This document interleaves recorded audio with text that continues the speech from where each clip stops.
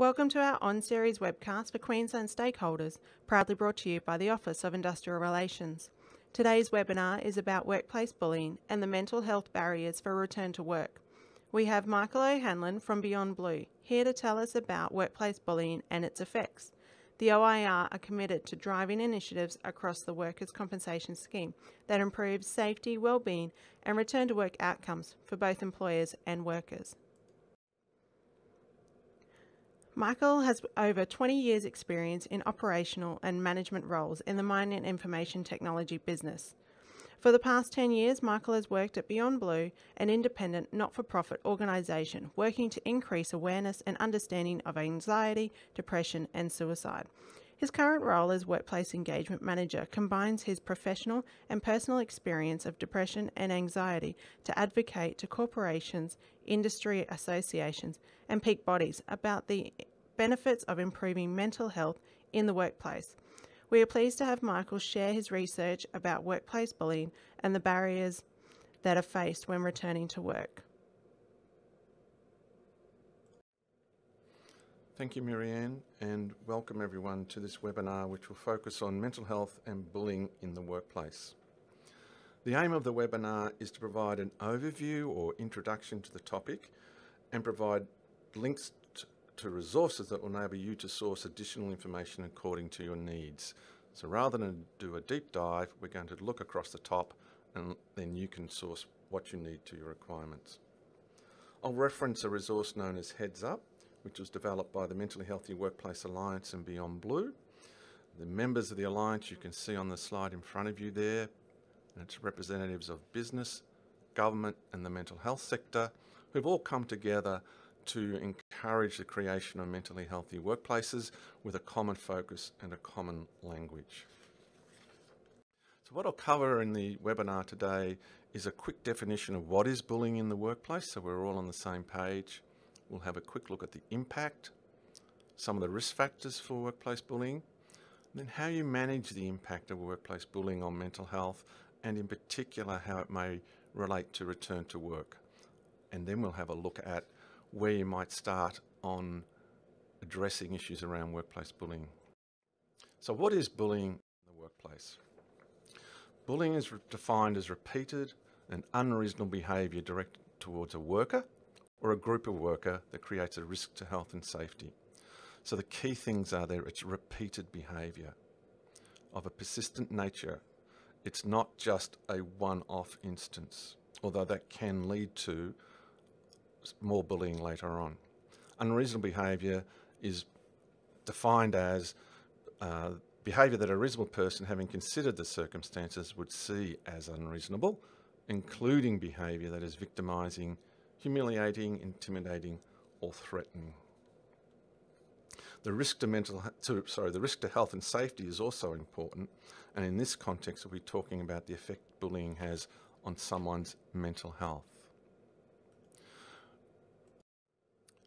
Recent research by Beyondblue showed that broader environmental factors such as poor organisational culture and a lack of leadership are in fact the main drivers behind workplace bullying. It also identified two subsets of workplace bullying. One is work-related bullying, which is when an employee attempts to dominate another employee by targeting and deliberately impeding their work. And examples of that are making unreasonable demands, withholding necessary information, delegation of menial tasks, and excessive monitoring of work. The other form is person-related bullying, which refers to attempts to undermine and demoralise victims in terms of their personal qualities. Examples of that include ignoring somebody, spreading rumours, making threats, and being aggressive.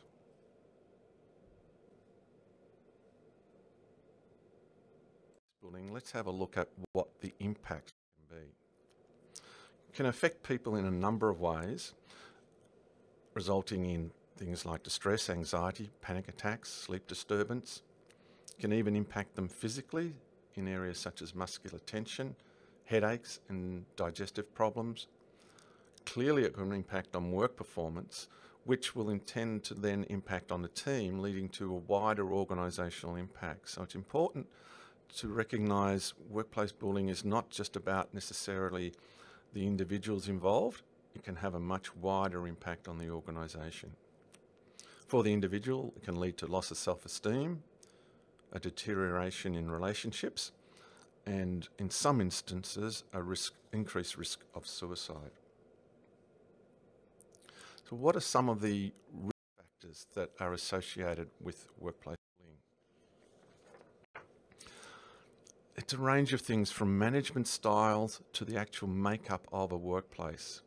A number of factors can increase the risk.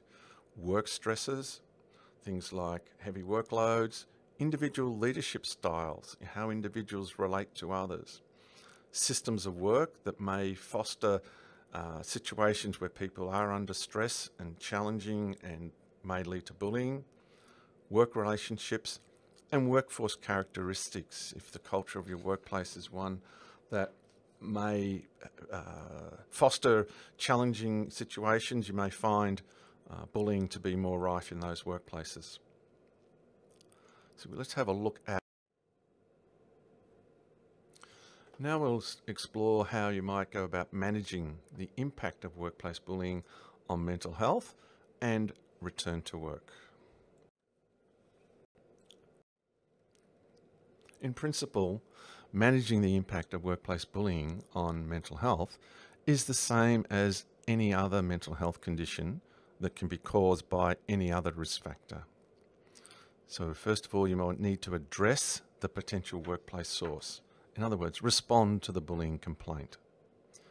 Step up and support and help someone with a mental health condition resulting from bullying to stay at work.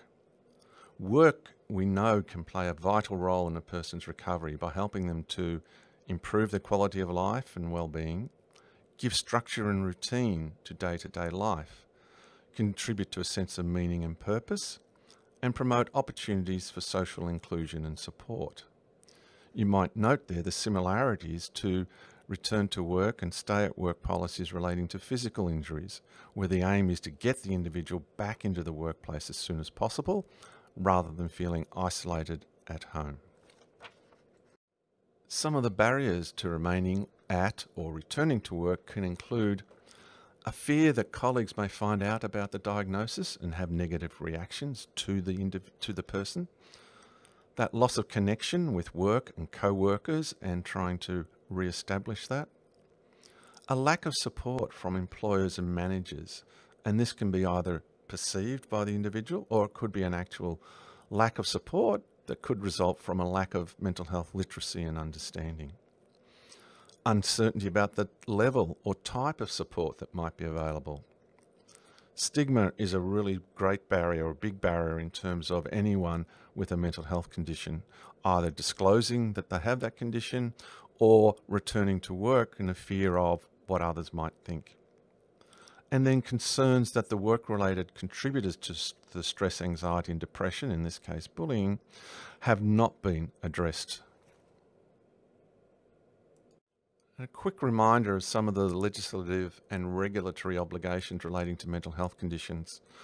Work health and safety, I won't go into in detail. I think hopefully you're all aware of those. And bullying has its own codes of practice and is often covered under work health and safety as well. Two areas I would like to highlight to you are the Disability and Discrimination Act that cover any individual with a mental health condition and imply that a manager must provide reasonably practical adjustments for an employee who has disclosed they are experiencing a mental health condition. This is something you need to manage in the workplace over an agreed time frame with agreed reviews, and at some point the individual will be expected to be able to return to fulfill the inherent requirements of the job. But the key point there is understanding the obligation to make reasonably practical adjustments. Privacy, there's a Privacy Act as well, which prevents disclosure of personal information. And in this case, it would mean that a manager or a colleague cannot disclose that someone has a mental health condition without the permission of that individual. Two exceptions to this are if the individual is at risk of self-harm or harming colleagues around them.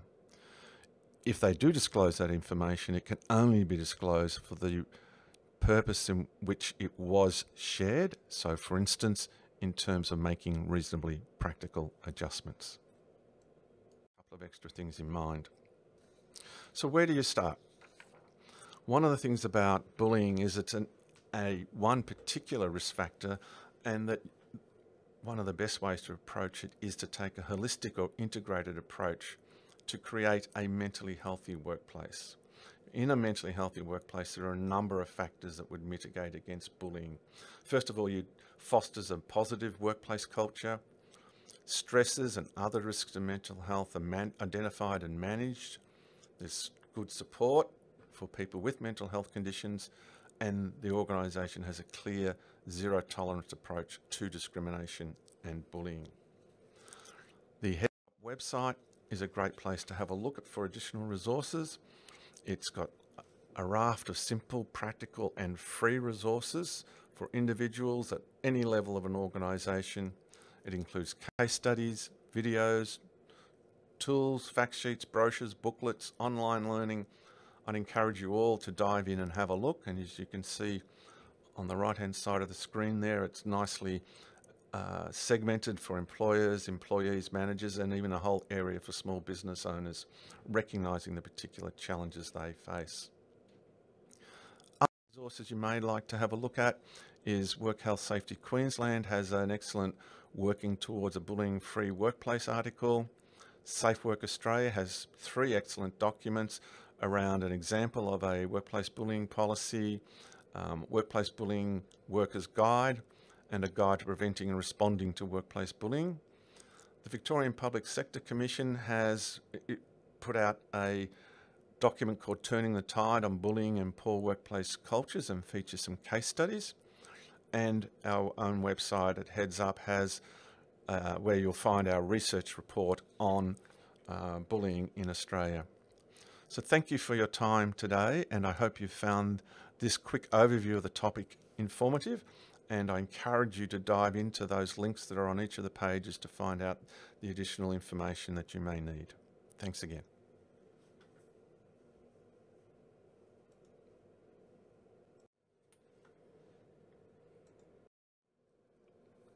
Thank you, Michael, for your expertise and the work that Beyondblue do for everyone. Heads Up continue to do a tremendous job in providing research strategies and support in creating and maintaining a mentally healthy workplace. If you'd like further information, visit the Heads Up website, or you can visit our website as well at www.worksafe.qld.gov.au.